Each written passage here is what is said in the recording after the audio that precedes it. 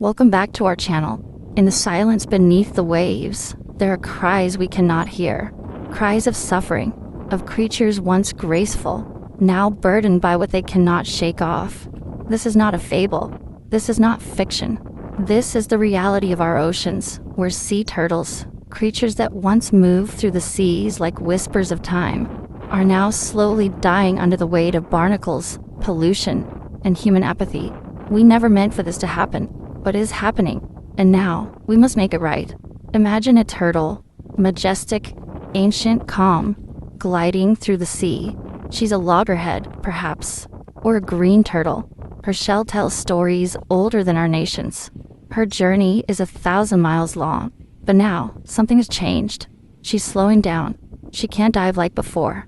Her flippers are heavy. Her shell is no longer her protection. It's her prison. White, jagged clusters cover her back, like a crust of stone.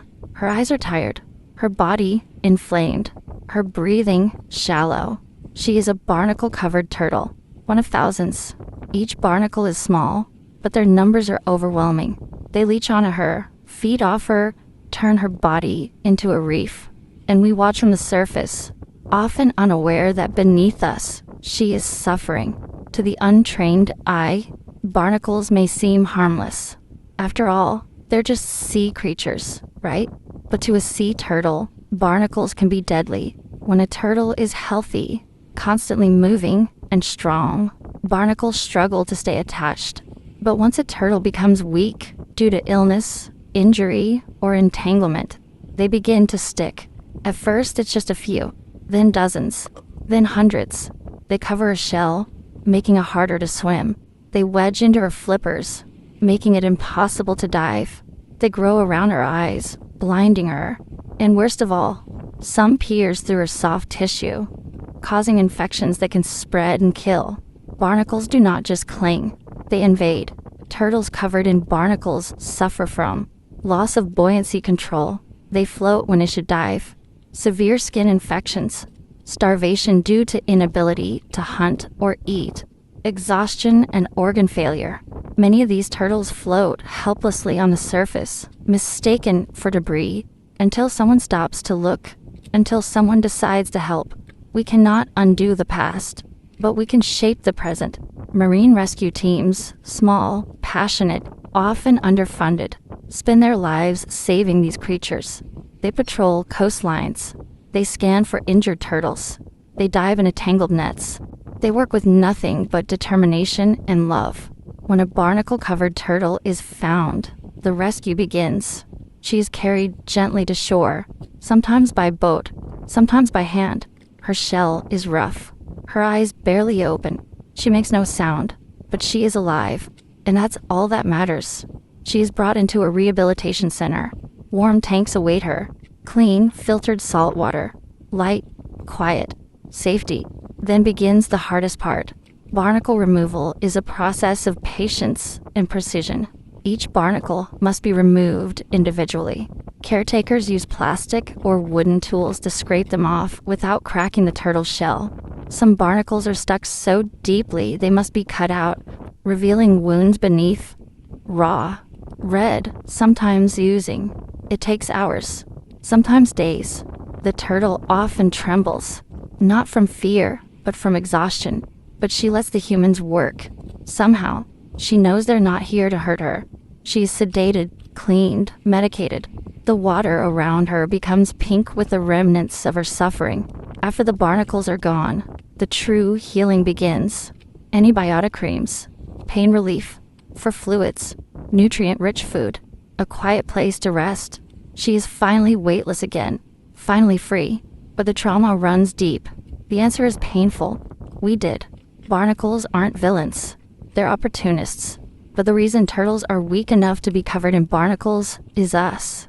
Plastic pollution chokes turtles, blocking their digestion and making them buoyant. Ghost nets, discarded fishing gear, trap them, injuring or drowning them. Oil spills coat their skin and eyes, leaving them blind and vulnerable. Climate change raises ocean temperatures, affecting turtle diets and health. Light pollution misguides hatchlings away from the sea, reducing survival rates. We have transformed the ocean into a minefield of threats, and the turtles, gentle, slow-moving, innocent, are caught in the middle. In rehab centers, turtles spend weeks or months regaining strength. Caretakers monitor them daily. They measure their weight, clean their wounds, encourage swimming, stimulate hunting behaviors.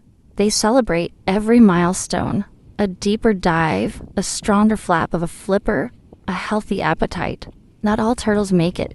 Some arrive too late, too broken, but many do survive. And when they do, it's a miracle. Each release back into the wild is a victory. The turtle is placed on the sand. She sniffs the sea air, then slowly, so slowly, she crawls forward, each step a testament to resilience. And then, with a single wave, she is gone. Back to the ocean, back to her story. If we want turtles to survive, we must change. Not tomorrow, today. Stop plastic at its source. Ban single-use plastics. Use reusable bags, bottles, containers. Support clean oceans. Participate in beach cleanups. Fund ocean protection projects. Respect wildlife. Don't disturb nesting areas. Don't touch wild turtles. Be a voice. Speak out. Educate.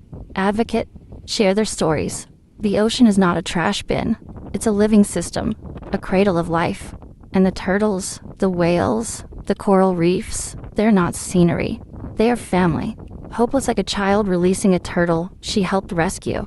Hope looks like a volunteer waking up at dawn to clean a beach. Hope looks like you, reading this, deciding to do something.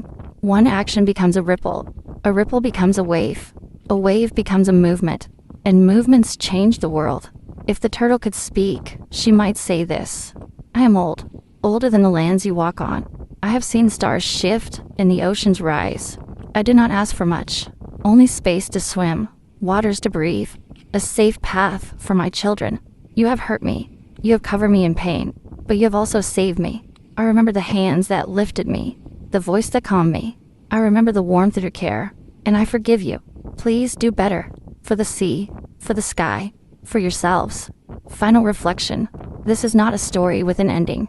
It's a story that's still being written every day across every ocean.